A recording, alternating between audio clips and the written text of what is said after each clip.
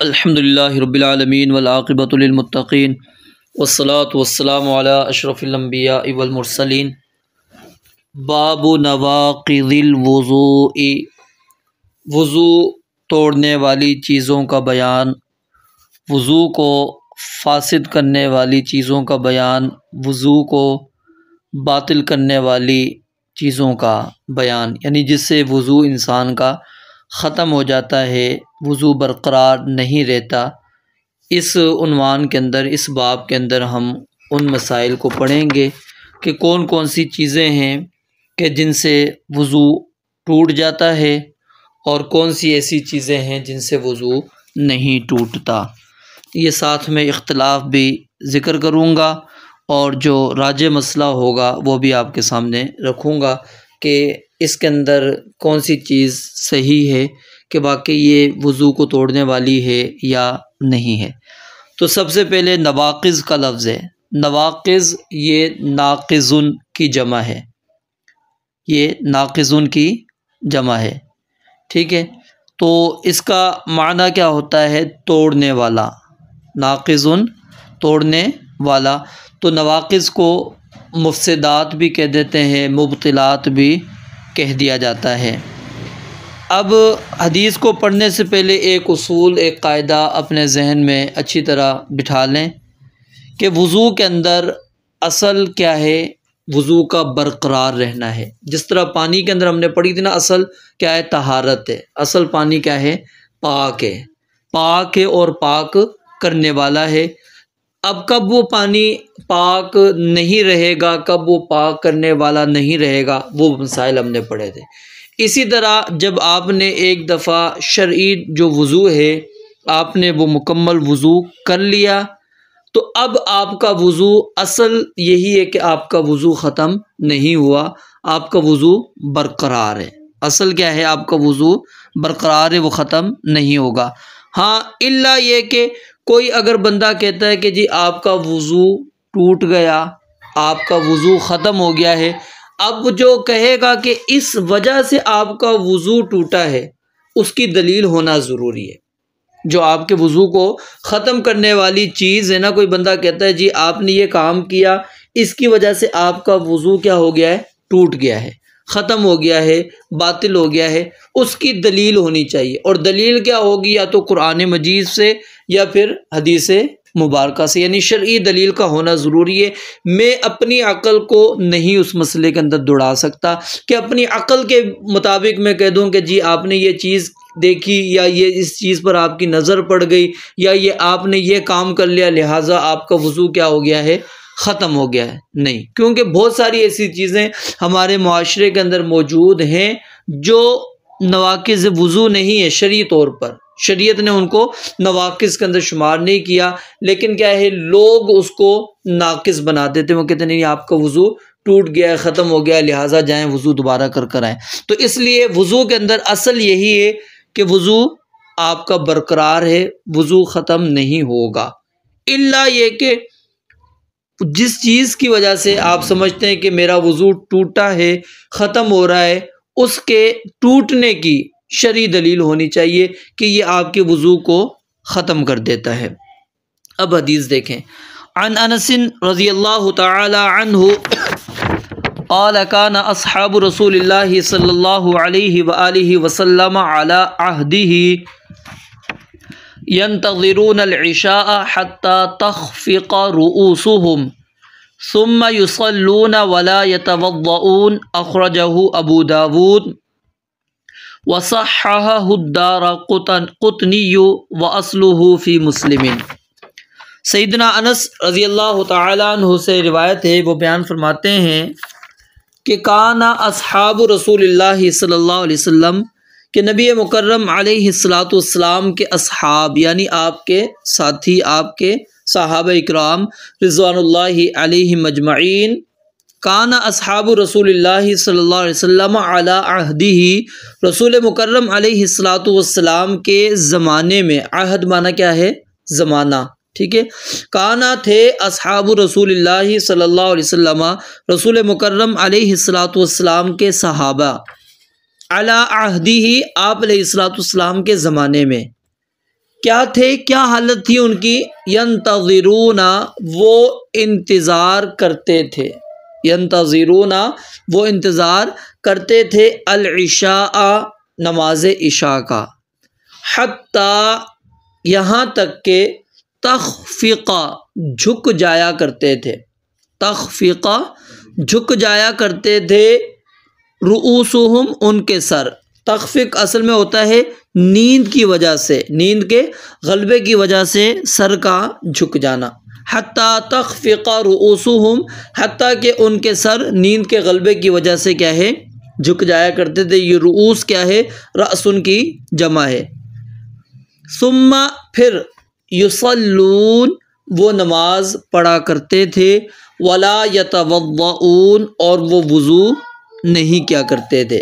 वला यतवद्दऊन, और वो वज़ू नहीं किया करते थे। अखरजहु अबू दाऊद, इसको इमाम अबू दाऊद रहमतुल्लाहि अलैहि ने रिवायत किया है और इसको इमाम दारक़ुतनी रहमतुल्लाहि अलैहि ने सही करार दिया है। व अस्लुहु फ़ी मुस्लिमिन, और इस हदीस की जो असल है वो किसके अंदर है, मुस्लिम के अंदर है।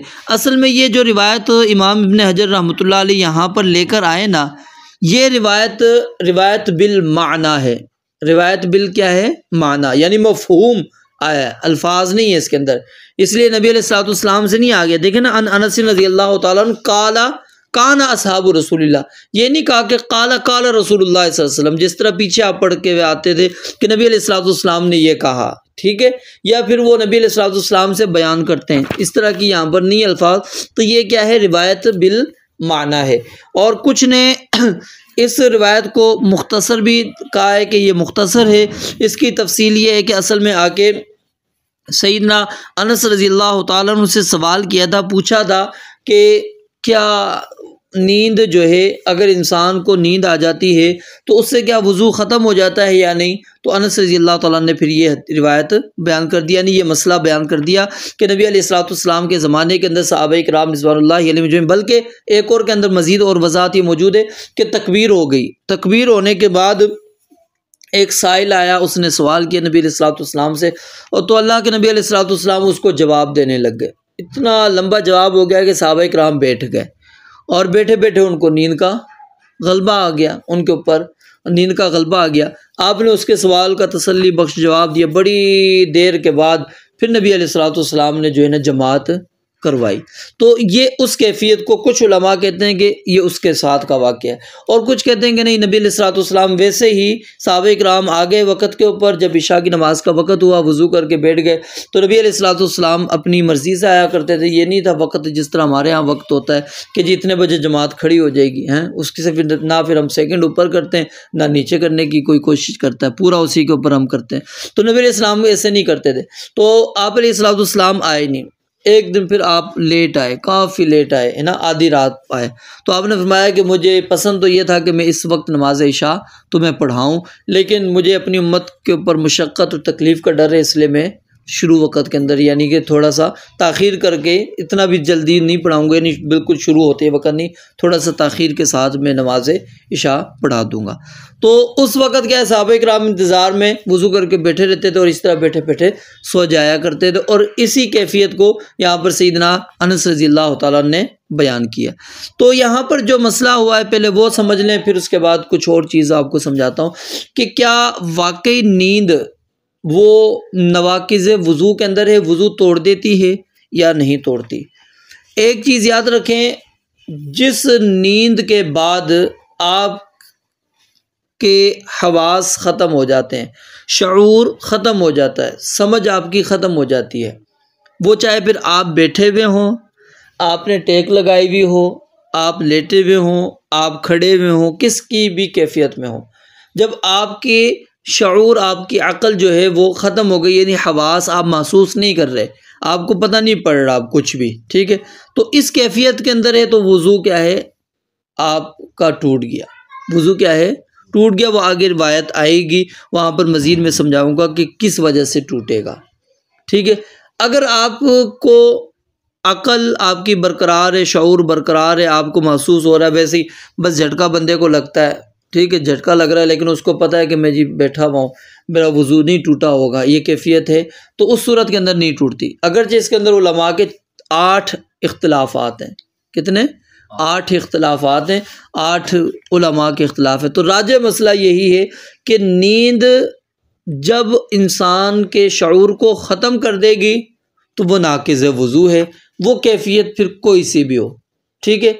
और अगर वो इंसान के होश व हवास बरकरार हैं तो उसकी का वज़ू नहीं टूटेगा, फिर वो नाक़िज़ वज़ू के अंदर नहीं होगा।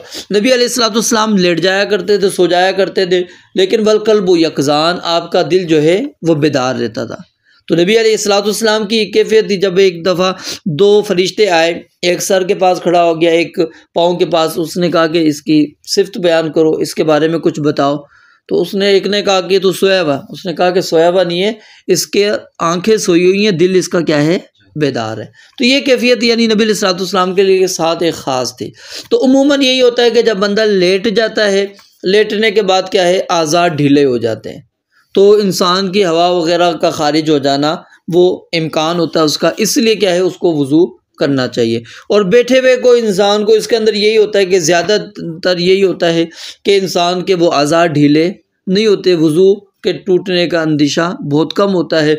और फिर ये एक ऐसी कैफियत होती है कि जिसके अंदर इंसान को थोड़ा बहुत झटका लगता है, लेकिन वो बरकरार रहता है, उसको झटका लगता है, उसको पता लग जाता है जी मैं क्या हूँ। या बसों का जैसे फजर आप पढ़ने जाते होंगे, सो रहे होते हैं, ठीक है, खड़े खड़े, तो ये हो जाती है कैफियत, यानी वो उसके अंदर क्या है, हवास बरकरार है। वो हवास क्या कहलाते हैं? बरकरार। जिसके अंदर हवास ख़त्म हो जाएंगे वो आपके वज़ू को क्या कर देगा? तोड़ देगा। अगर हवास और आपका शऊर बरकरार है तो नाक़िज़ वज़ू नहीं है तो ख़त्म हो जाएगी। और कुछ उलमा फिर ये फ़र्क करते हैं, वो कहते हैं बैठे हुए हैं तो आप उस वक़्त आपका वज़ू नहीं टूटेगा, टेक लगा लेंगे, नीचे लेट जाएंगे, सो जाएंगे, वैसे ही आप लेट गए, फिर आँख लग गई तो आपका वज़ू टूट गया। तो बहरहाल उसके अंदर राजे वही है जो मैंने आपको बयान कर दिया। अब एक और चीज़ यहाँ पर समझ लें कि नबी अलैहिस्सलाम के दौर के अंदर जो सहाबा किराम रिज़वानुल्लाहि अलैहिम अजमईन ने कोई अमल किया है, सहाबा ने, क्योंकि यहाँ पर सहाबा का अमल आ रहा है, नबी अलैहिस्सलाम का फरमान नहीं आ रहा है यहाँ पर कि वज़ू आपने इस हालत में तो इस वक्त टूटना है या नहीं टूटना, ये किसका अमल है? सहाबा का। तो इसलिए इस मसले को समझ लें कि जो काम नबी अलैहिस्सलाम के ज़माने के अंदर सहाबा किराम रिज़वानुल्लाहि अलैहिम अजमईन में से किसी एक ने भी किया, चाहे आप अलैहिस्सलाम को उसका इल्म हुआ या इल्म नहीं हुआ, ठीक है, वो काम क्या हो जाएगा? जायज़ हो जाएगा। क्योंकि अगर नबी अलैहिस्सलाम के इल्म में वो मसला आ गया और आपने खामोशी इख्तियार कर ली तो ये भी दलील हो जाती है कि ये काम क्या है? जायज़ है। अगर आपके इल्म में नहीं था तो अल्लाह ताला के इल्म में तो ये चीज़ मौजूद थी और दीन उस वक्त क्या है? नाजिल हो रहा था। तो ऐसे कैसे हो सकता है कि अल्लाह रब्बुल आलमीन एक गलती के ऊपर इस उम्मत को छुड़वा कर चले जाएं, कि एक गलत मसले पर किसी ने कोई अमल किया और नबी अलैहिस्सलाम पर उसके मुतालिक वही ना आई हो, तो ये इम्कान नहीं है। तो इसलिए उलमा कहते हैं कि नबी अलैहिस्सलाम के ज़माने के अंदर सहाबी का कोई भी अमल है, अगरचे हमें उसके मुतालिक कोई दलील नहीं मिलती, कोई दलील भी नहीं मिलती कि आया ये फ़ेल नबी अलैहिस्सलाम ने इसको हराम करार दिया, इसको जायज़ करार दिया, नाजायज़ करार दिया, क्या करार दिया आपने, करने का हुक्म दे दिया, मना कर दिया, कुछ भी नहीं मिल रहा। बस सहाबी ने वो अमल किया था, नबी अलैहिस्सलाम हयात थे, ज़िंदा थे, तो वो कहते हैं कि सहाबी का अमल करना ही वो इसके जायज़ होने की क्या है? दलील है। और उसकी वजह यही है कि अगर नबी अलैहिस्सलाम ने देखा हो, यानी एक कैफियत तो यही बन सकती है कि आपने उसको देख लिया होगा, देखा नहीं होगा तो आपके इल्म में वो मसला आ गया होगा, पता लग गया होगा, ठीक है। अगर आपको पता भी नहीं लगा, आपने देखा भी नहीं, तो अल्लाह रब्बुल आलमीन के इल्म के अंदर तो ये चीज़ मौजूद थी और अल्लाह ताला ने उसके ऊपर कोई नकीर नाजिल नहीं की, तो लिहाजा वो अमल क्या है? जायज़ है, उसके ऊपर कोई मसला नहीं। अब फिर जहाँ तक ताल्लुक़ है नबी अलैहिस्सलाम के बाद के ज़माने का, कि अगर नबी अलैहिस्सलाम के ज़माने के बाद कोई सहाबी अमल करता है, उसकी एक कैफियत तो ये है कि उसने अमल किया और अमल करने के बाद वो मशहूर हो गया, यानी सबको पता लग गया, छुप के नहीं किया उसने काम, अकेले ने नहीं किया, उसके अमल के मुतालिक सबको पता लग गया। उसके एक तरीका क्या है कि मिसाल खुतबा दिया, खुतबे के अंदर उसने कोई ऐसी बात कह दी या ऐसा कोई अमल कर लिया, सारे सहाबा मौजूद थे, हैं जितने भी मौजूद थे, उन सब ने देखा कि इसने ये काम किया है, ठीक है। अब उनमें से किसी ने नकीर नहीं की, उसमें से किसी ने टोका नहीं उनको, तो ये भी दलील होती है कि वो अमल क्या है, जायज़ है। इसकी एक मिसाल यूँ समझ लेना कि मरवान था, वो खुतबा देने लगा, वो दोनों हाथों से इस तरह इशारे करता था ना खुतबे में, हालांकि इशारा एक हाथ से करना चाहिए, वो दोनों हाथों से। तो सैयदना अबू सईद खुदरी रज़ी अल्लाह ताला ने उनको टोका, क्यों कि तुम्हारा अमल ये सुन्नत के ख़िलाफ़ है। अब क्या हो गया, यानी सहाबी मौजूद थे, अमल करने वाला सहाबी तो नहीं है, लेकिन अमल उसने किया। अब सहाबा को पता लगा, सहाबा ने नकीर कर दी, फ़ौरन टोक दिया। तो टोकना ये इस बात की दलील हो गई कि ये जायज़ नहीं। लेकिन अब टोका भी नहीं किया, काम किया गया है या कोई बात बयान कर दी है, सब ने खामोशी इख्तियार कर ली, तो ये इजमा कहलाता है। ये क्या कहलाता है, सहाबा का इजमा कहलाता है कि तमाम यानी सहाबा इस मसले के ऊपर मुत्तफिक थे, जब भी किसी एक ने भी उसके बारे में तरदीद नहीं की, ठीक है। हाँ, ये हो सकता है चलो ये कहें कि जी हाजिरीन में से किसी के इल्म में वो मसला नहीं होगा, इसलिए खामोशी इख्तियार कर ली होगी, लेकिन जब उसने अमल किया, ज़ाहिर है अब उसको 50 बंदों ने देखा या 50 बंदों ने सुना, उन्होंने आगे भी तो बात की होगी ना, आगे हो सकता है किसी और तक भी पहुंची होगी, किसी सहाबी तक पहुंचती, जैसे बाज़ रिवायात हमें मिलती हैं, फिर जब पहुंचती थी वो तरदीद कर दिया करते थे। अगर कोई ऐसी चीज़ हमें नहीं मिल रही नबी इस्लाम के बाद के ज़माने की, सारे क्या है खामोश हैं उस मसले के ऊपर, सहाबी ने अमल किया और वो मशहूर हुआ काम, ये जहन में रख लें। सहाबी ने अमल किया या कोई फेल किया और वो क्या हुआ, मशहूर भी हुआ, और उसके ऊपर किसी ने तनकीद भी नहीं की, किसी ने एतराज़ भी नहीं किया, तो वो अमल भी क्या है, जायज़ होगा कि वो अमल भी दुरुस्त है। एक ये है कि सहाबी ने अमल किया, वो किया तो उसने अकेले में था, लेकिन उसके बाद वो अमल उसका मशहूर हो गया। एक तो था मजमे में कर लिया ना, अब एक है वो उसने अकेले में किया, लेकिन उसके बाद वो अमल उसका मशहूर हो गया, रुका नहीं है, उसको शोहरत मिल गई है उस अमल के बारे में, वो फैल गई बात कि उसने ये काम किया, और उस फैलने के बावजूद किसी और ने उसके ऊपर कोई तनकीद नहीं की, तो उलमा कहते हैं कि वो भी इस सूरत में आएगा कि वो अमल भी क्या है, जायज़ है, ठीक है। यानी कि सहाबा का वो अमल जो जिसके ऊपर तनकीद आ जाएगी वो रद्द हो जाएगा, जिसके ऊपर तनकीद नहीं है वो नहीं। या फिर इसी तरह वो सहाबा इकराम रिज़वानुल्लाहि अलैहिम अजमईन जिनके मुताल्लिक नबी अलैहिस्सलाम ने कहा, जैसे खुलफ़ाए राशिदीन थे कि अलैकुम बिसुन्नती व सुन्नतिल खुलफ़ाए राशिदीन अल महदीयीन, कि तुम पर मेरा तरीका और खुलफ़ाए राशिदीन का तरीका लाजिम है। और ये एक और चीज़ समझ लो, यहाँ से सहाबी का जो अमल हम यहाँ पर लेकर आ रहे हैं ना, अब इसमें कुरान भी नहीं है और हदीस भी नहीं है, ठीक है। जब कुरान और हदीस होगा फिर सहाबी के अमल को नहीं हमने देखना, फिर कुरान और हदीस को मुकद्दम करेंगे। ये वो सूरतें आ रही हैं कि जिसमें कुरान में भी कुछ नहीं मिल रहा, हदीस में भी नहीं मिल रहा। अब सहाबी अमल कर रहे हैं तो उन सहाबियों के अमल को हम क्या अहमियत देंगे, क्या कबूल होगा, नहीं होगा। तो अब या तो वो सहाबा करने वाले हों जिनके बारे में नबी अलैहिस्सलाम ने बशारत सुनाई, अबू बकर हैं, उमर हैं, उनकी इक्तदा की है। नबी अलैहिस्सलाम ने क्या है, हुक्म दिया, इक्तदू बिल्लज़ीना मिन बादी, कि मेरे बाद जो हैं इन लोगों की इत्तिबा करो जो अबू बकर हैं और उमर हैं, आपने हुक्म दिया कि मेरे बाद इनकी इक्तदा करना। तो मतलब क्या है कि अगर इन्होंने कोई काम किया और किसी सहाबी ने उसको टोका नहीं, इन्होंने कोई अमल किया और किसी सहाबी ने टोका नहीं, तो इनका भी वो किया हुआ अमल वो क्या माना जाएगा, शरीयत मानी जाएगी, उसको कबूल किया जाएगा। इसकी सबसे बड़ी दलील आप देख लें ना, सैयदना उमर रज़ी अल्लाह तआला अन्हु का वाक़या, कि जब उन्होंने 3 मरतबा कही गई तलाक, यानी एक ही दफ़ा में बंदे ने 3 मरतबा कह दी तलाक, तो उन्होंने क्या है 3 को ही शुमार कर लिया। उन्होंने कहा ये अब तीनों के तीनों ही शुमार होंगे। हालांकि उनकी खिलाफत के इब्तिदाई 2 साल जो थे वो 3 इकट्ठी वो एक ही शुमार करते थे। जब लोगों ने कसरत की, तलाकों की ज़्यादतियाँ होना शुरू हो गई, तो उन्होंने ये फैसला किया कि आइंदा अब जो बोलेगा ना हम तीनों के तीनों उसके शुमार कर लेंगे, ठीक है। अब सहाबा इसके ऊपर क्या है, खामोशी उन्होंने इख्तियार कर ली।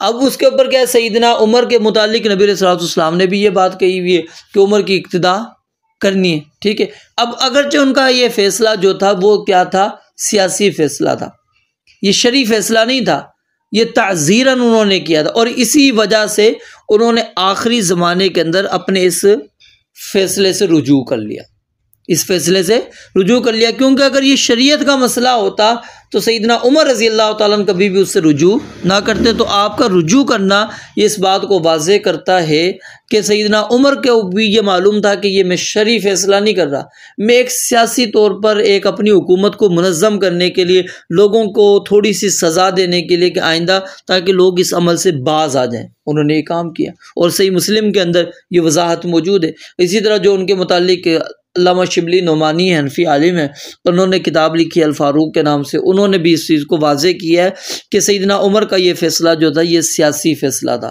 ये तदबीरी फ़ैसला था, उनका शरई फ़ैसला नहीं था। और सैयदना उमर ने इससे क्या कर लिया, रुजू कर लिया। तो इसलिए वो कौल यानी वो अमल सहाबी, ऐसे सहाबी से सरज़द हुआ जिनकी इक्तिदा का नबी इस्लाम ने हुक्म दिया हो। अगर वो ऐसे सहाबी से अमल हुआ है जिनकी इक्तिदा की नबी अलैहिस्सलाम ने कोई नस नहीं बयान की, यानी उनका नाम नहीं लिया, जैसे खुलाफाए राशिदीन के अलावा आपने किसी का नाम मिसालें नहीं लिया, ठीक है।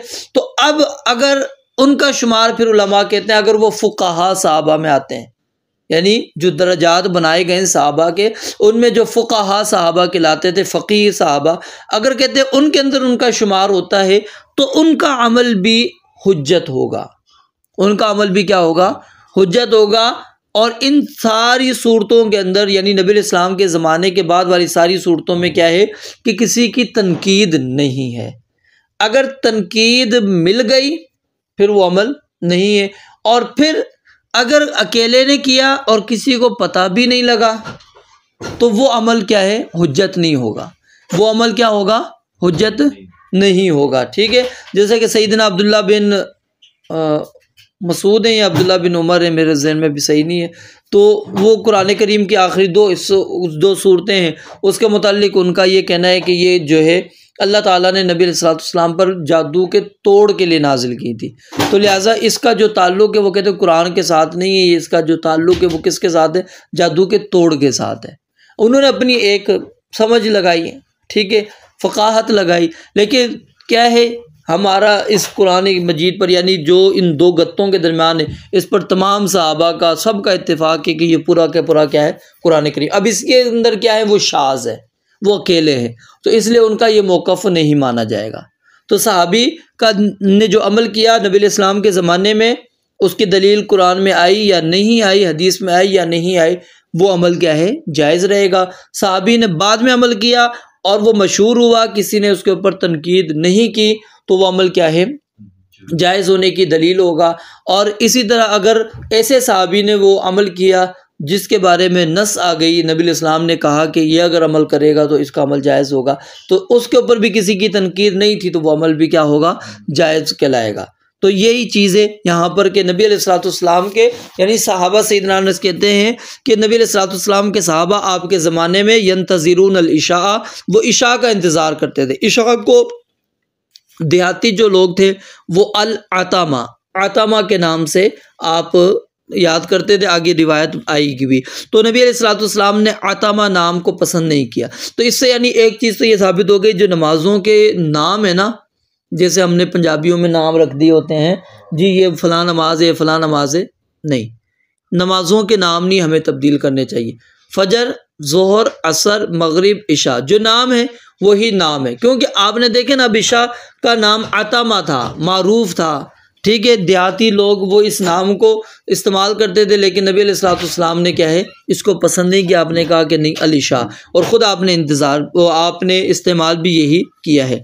तो जब बंदा यानी कि नींद की ऐसी कैफियत जिसके अंदर उसकी अक़ल, उसका शऊर, उसके एहसासात, हवास बरकरार हैं, वो महसूस कर रहा है, तो ऐसी नींद नाक़िज़ वज़ू नहीं है। और अगर ऐसी नींद नहीं है जिसके अंदर यानी इसके हटकर है, जिसके अंदर इंसान की हवास और अक़ल, शऊर वो ख़त्म हो जाते हैं, पता नहीं पड़ता, तो इस सूरत के अंदर जो है उस बंदे का वज़ू टूट जाएगा, उसको दोबारा वज़ू करना चाहिए।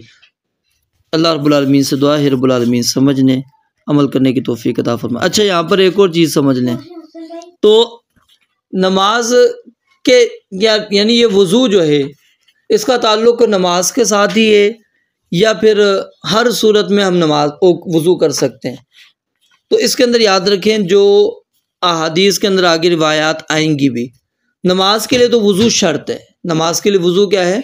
उसके बगैर तो आपकी नमाज होनी नहीं है, ठीक है। बाकी दीगर जो अमाल हैं, अगर उसके मुतालिक नबी अलैहिस्सलाम ने शर्त करार दिया, जैसे अब तवाफ़ है, तवाफ़ के लिए वज़ू शर्त नहीं है। आपने वज़ू करके आप गए, क्योंकि तवाफ़ आपके बाद क्या पढ़ने पड़ते हैं? 2 नफल पढ़ने पड़ते हैं। तो अक्सर यही होता है कि बंदा वज़ू करके जाता है, लेकिन आप चक्कर लगाते लगाते आपका वज़ू टूट गया। अब ये नहीं है कि आप दरमियान में छोड़ के जाएँ दोबारा वज़ू कर आएँ, नहीं, आप अपने चक्कर पूरे करें। चक्कर पूरे करने के बाद अब नफल के लिए आपको क्या करना पड़ेगा? वज़ू करना पड़ेगा। तो इसलिए यानी कि वज़ू का जो ताल्लुक़ है वो सिर्फ़ किसके साथ है? नमाज के साथ है। तो इसलिए इस नींद का भी जो ताल्लुक़ होगा फिर हम किसके साथ रखेंगे? नमाज के साथ। यानी अगर आपने वज़ू किया हुआ था और आप सो गए हैं, तो फिर आप अगर उसी वज़ू से नमाज पढ़ना चाह रहे हैं, तो अब आपने अपने आप को चेक करना है कि ये जी मेरा वज़ू बरकरार है या नहीं है, ठीक है। तो फिर जो भी कैफियत होगी उसके मुताबिक आपने वज़ू करना है। रब्बुल आलमीन से दुआ है अल्लाह ताला समझने अमल करने की तौफ़ीक़ अता फ़रमाए। व आखिर दावाना अनिल हम्दुलिल्लाहि रब्बिल आलमीन।